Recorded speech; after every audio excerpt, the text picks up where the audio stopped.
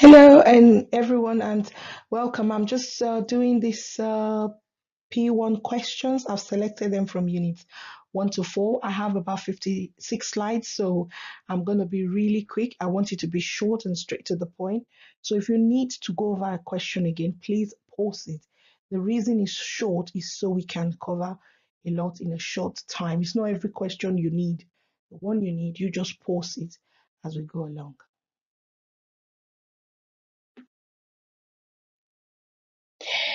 This is a calculation question, like physics is 30% calculation. So this is about calculating energy with specific heat capacity. It's a required practical. I hope to upload this required practicals later today as well. So what you need to do, you need to note your formula. Remember this formula you're given in exam. If you're asked to rearrange it, please make sure you rearrange it to calculate the one you want. So this is a question and answer. Here's another question about energy. Here you have to work out useful energy, transferred energy. I think eventually on the C section of it, you have to work out the efficiency. Again, the formula is here. You will not be given this formula. It's simple enough for you to remember. It says question 21A. That's because I put questions together and I started going over them. This is a question about alpha and beta particles. So this particular one says, what are alpha particles and then what are beta particles, then to describe how beta radiation is produced by a radioactive isotope. I think I've answered them on this slide as well. This is a question about neon sign that is used in advertising signs. So you should explain why the atoms of neon give out electromagnetic radiation when the tube is connected to an electricity supply. Now, when electrons receive electricity, they become excited, and because these electrons are on different orbits, they can move from one to another. So they lose or gain energy and they move from one to another. The answer to the question is well outlined on the next slide.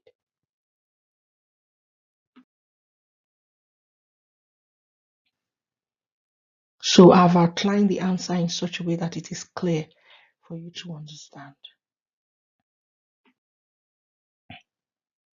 This is a structure of carbon 13 and it says you should explain what is wrong with the structure. Please watch out for the neutrons, the protons, and the electrons. And then I've then explained what is wrong in bullet points.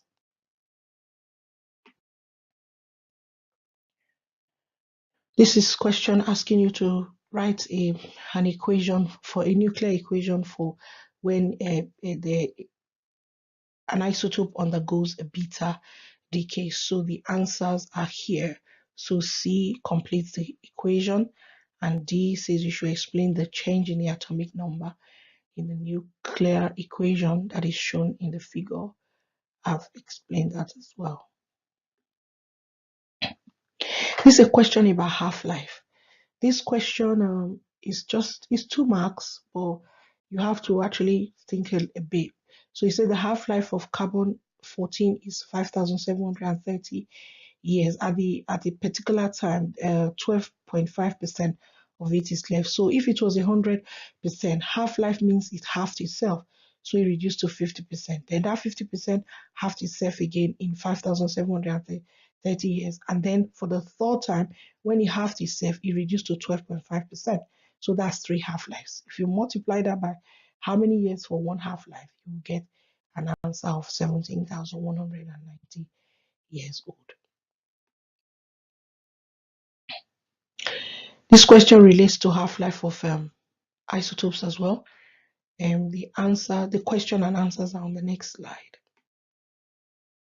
So a sample was taken from around here, and then it says you should explain how the risk linked to each isotope has changed. Now, because the one that's linked to iodine 131 is only the half-life is just 8 days, so it would have decreased. But the other one, the half-life is 30 years, and between 1986 and 2018 is only 32 years, so it would have only done experience one half-life reduced to half. Half-life, remember, is how long it takes for it to reduce its size, its quantity to half. So that will still be there. That's why the answer is explained here like so. Question E then says determine the year when the activity of cesium-137 in the soil sample will be 1 over 32 of its original value. Now, 1 over 32 is equivalent to 5 lots of half-lives. So if you do 5 times 30 years, it will be 150 years. Remember to add 150 years to 1986 and it will take you to 2021, 36.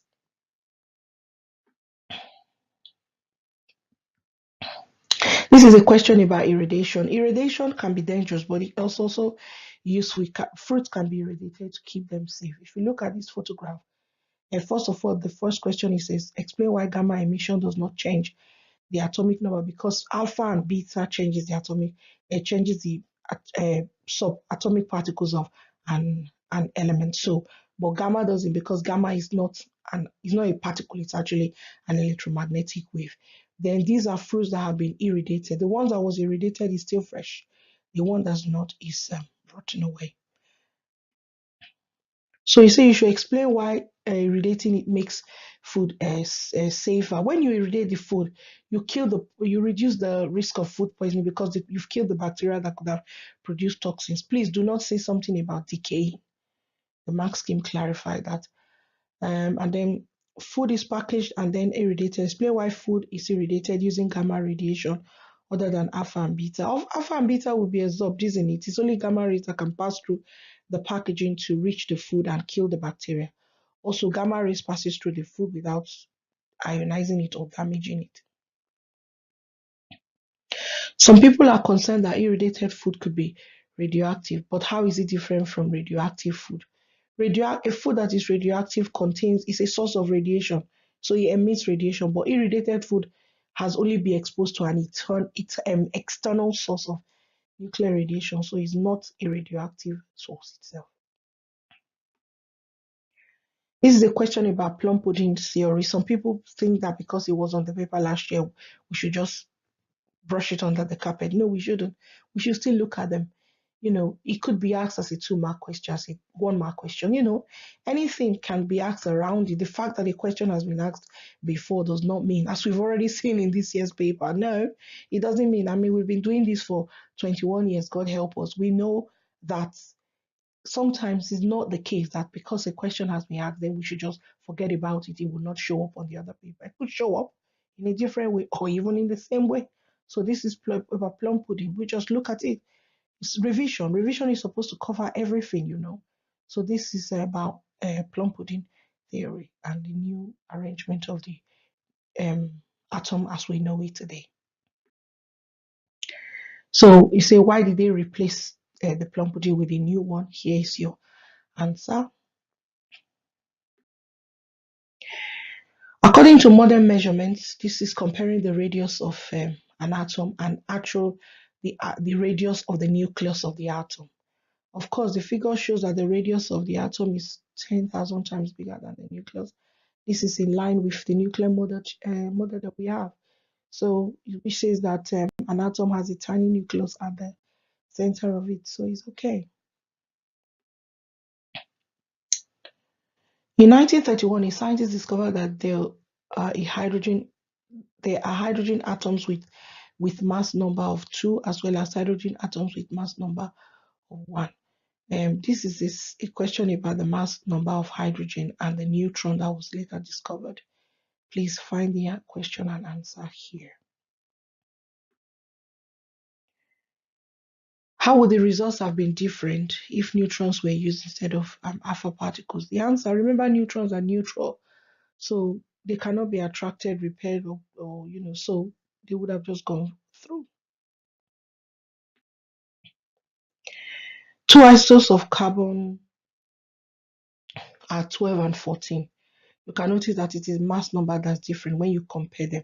They both have 6 electrons, they both have 6 protons, but for carbon 12, it has 6 neutrons, and carbon 14 has 8 neutrons. Remember that the mass number is the number of protons and neutrons added together. And number of protons is the same as number of electrons. I thought I'll pop that in there quickly. says carbon 14 is a radioactive isotope with a half-life of 5,730 years. A sample of it from a fossilized tree gives a count rate of 20 decays per second. The tree died this number of years ago. Determine what the count rate of the isotope was when the tree actually died. So if you divide that by how many the number of years it takes for half-life, it would have had 3 half-lives. Some molecules in air contain this isotope. Explain how they end up in human cell. Now, this is a journey. You need to trace the journey. So this carbon 14 is in the air. Obviously, plants taking this air as carbon dioxide for photosynthesis. Then it forms part of the glucose that is stored as starch in plants. When humans eat them, this starch is transferred to humans. And when humans digest the starch, it converts back into glucose, which still contains the carbon 14. So, and if that glucose is absorbed into human cells, this carbon 14 that was in the air has actually reached human cells. This is a question about electrical components. So a student investigating electrical component, describe how they could set up the circuit to find the resistance of a lamp. Now, what you need to know, you need to remember ammeter must be connected in series, voltmeter must be connected in parallel, and then it's good to sketch a little diagram when you're answering this question, especially if it's a 4 marker or more. Then you measure the potential difference across the lamp, yeah, at a known current. Then you will be able to calculate the resistance using V equal IR. Obviously, when you rearrange that formula, it becomes resistance equals voltage or potential difference divided by the current, which is usually given in amps. And your final answer is given in ohms because it's resistance you're calculating. For this particular question, you say explain how the student know that the electrical component in seed box is not an ohmic conductor. If it was an ohmic conductor, it would be a straight line. This is not an ohmic conductor. I think the next question asks what it is. Yes. What is the electrical component in the sealed box? It is a diode. That's the diagram for that. You need to know the 3. The diagram for a filament will be similar to an ohmic conductor, but it's curved on both ends. Yeah. You need to relearn your 3 graphs. If I would have thought of it earlier, I could have just popped them here, but it's simple to remember. And in any case, just remind yourself of your different components of a circuit. This picture shows an electrical hub. The simplified circuit diagram shows how the 4 heating elements connect to the mains electricity supply. The heating elements are identical. There's a reason why they use that word identical. When all 4 heating elements are switched on at full power, the hub draws a current of 26 amps from the 230 volts mains electricity supply. So if there are 4 of them, 26 divided by 4, which means each actually draws 6.5 amps. So calculate the resistance of 1. So that's the information you now need to calculate the resistance of just 1 hub. The mains electricity is an alternating current. The difference between alternating and direct. Alternating current is constantly changing, that it flows in 2 directions. Direct current flows in 1 direction, as in from a battery. It's direct current. This is what I was on about. The student built a circuit using filament lamps. Sketch a current potential difference graph for a filament lamp. This is the one I was referring to earlier. That's the way it should appear. Now I say you should compare the currents in 1, 2, and 3. Yeah. If lamp 1 is 4 amps, lamp 2 will be 2, lamp 3 will be 2 because there's a split. These are lamps connected in parallel. This question says to calculate the charge that flows through the cell in 1 minute. You will not be given this equation, so you need to learn them.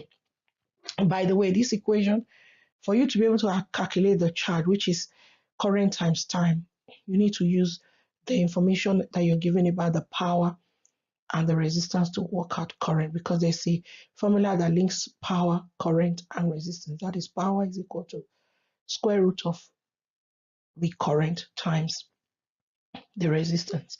Once you then know your current, you can calculate the charge by using the formula Q equals I times T.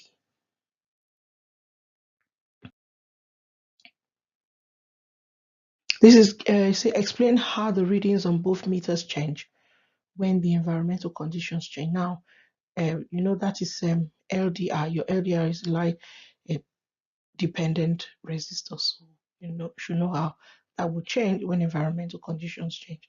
The answers on the next slide.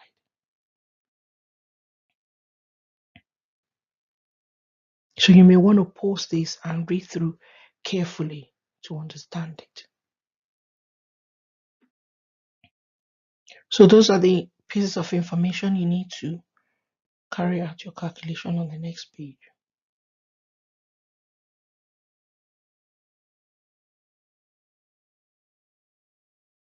For you to calculate the resistance of the filament while the lamp is drawing the maximum current, you need to use resistance is equal to V over I.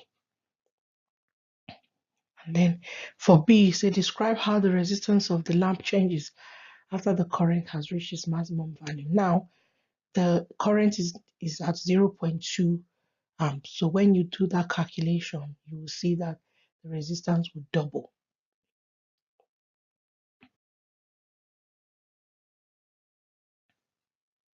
Then these questions C, D, and E are all calculations. Please pause it to look at the way I've done the calculation. These part of the formula is not given to you on the insert sheet, so you need to learn them.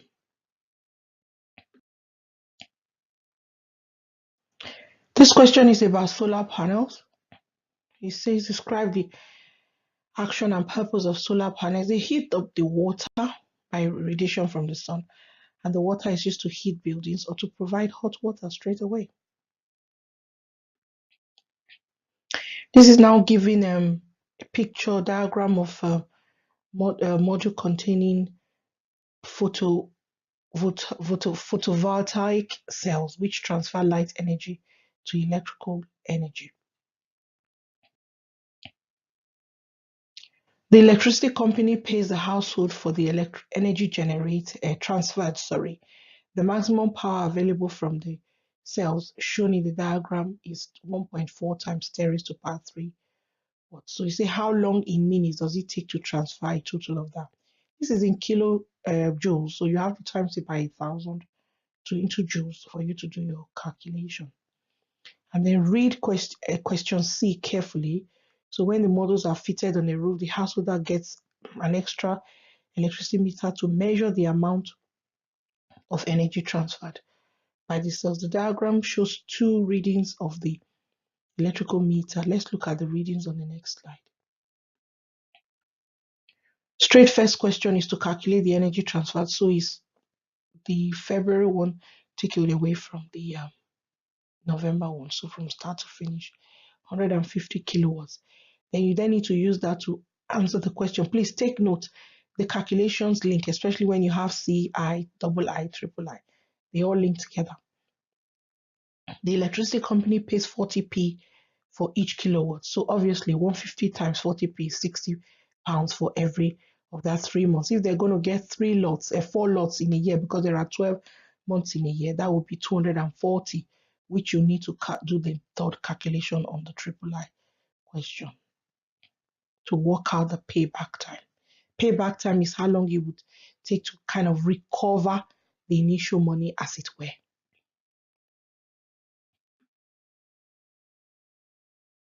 So the assumption I made is that, if it's 3 months, that was for 3 months, then there are 12 divided by 3 is 4 lots of that will be given to the householder.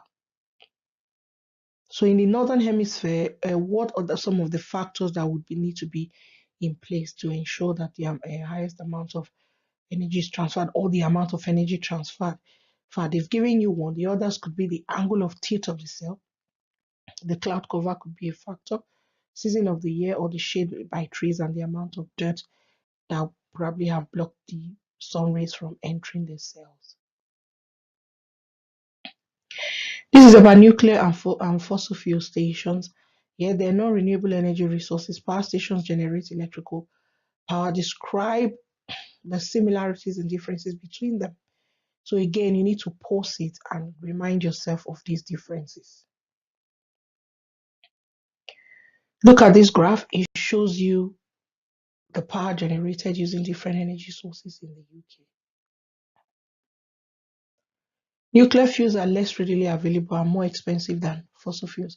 So just two other reasons why nuclear fuels is used less than fossil fuels to generate power. Now, they cost a lot. The commissioning cost is quite a lot. It's more than that for fossil fuels. And then they produce radioactive waste, which sometimes is difficult to store or dispose of. Some of them might have several thousands of half-life. So that means it's going to be in the ground for so long. So those are the issues with it. So just the reasons why the proportion of power generated using fossil fuels might decrease in the future, where people might just use less and less of it and use more and more of renewable energy resources, and because people feel that there is a need to reduce carbon emissions. And with all the laws they're setting in place on cars that emit a lot of carbon emissions, people will want to use less and less of it. This showing power of the national grid. It says, why do they need a step-up transformer? Step-up transformer will increase the voltage, so current reduces because it has to travel over long distances. Then when it gets close to home, remember, a step-down transformer is used to reduce it to the required voltage. This is about fracking, and shale gas is natural gas trapped in rock. The shale gas can be extracted by the process called fracking. There is a newspaper extract. What I've done, I've highlighted what the people think in green, the good factors about fracking and left it in black, and then the one that people are concerned, I've highlighted them in red. You can come back and read through when you see the question. So you should use information from the news report and your own knowledge to suggest with reasons why local people are opposed to fracking. Now, don't just cut and paste or just copy what the dangers are. You have to explain them. I've written that in red as a warning. So, for example, chemicals used are a risk to health, e.g., contaminated water supply may make people ill. So, if you get in contact with contaminated water, so people could become ill, then there could be more traffic on the road, which would cause pollution and danger to local people. Then, air tremors could cause damage to buildings and houses, and the sites may spoil the landscape or destroy habitat. So, these are the reasons why people are concerned. It's about kinetic energy. You are given this formula, but you need to know how to rearrange it if needs be to carry out your calculation. Post it and look if needs be. It's a 5 marker. Please be very sure to work out all your calculations properly and get the full 5 marks if this shows up on your paper or something similar. That is. This particular question is about heat loss in home or in a house, two different places. If the question says this is the cost they spend each year to heat the house, and then you want to work out the amount lost through roof alone, please be very careful when you're reading questions like this to know what they want you to calculate. Pause it to look at how I've walked through the answers. Again, I highly recommend that you pause this video at this point and look at this question and look at how I have worked out the answer, because I've tried to explain it in a way that is clear to understand. This is a question about water distiller, which is used to purify water. It boils the water and then condenses most of the water vapor back to water. So this is a calculation question. You will be given this on your physics equation sheet. That's why I said you should refer to it. Pause it and look at how I have rearranged the equation to calculate the answer.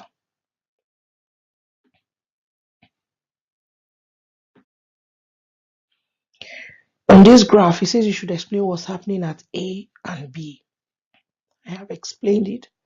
Please pause the video and read through the answer.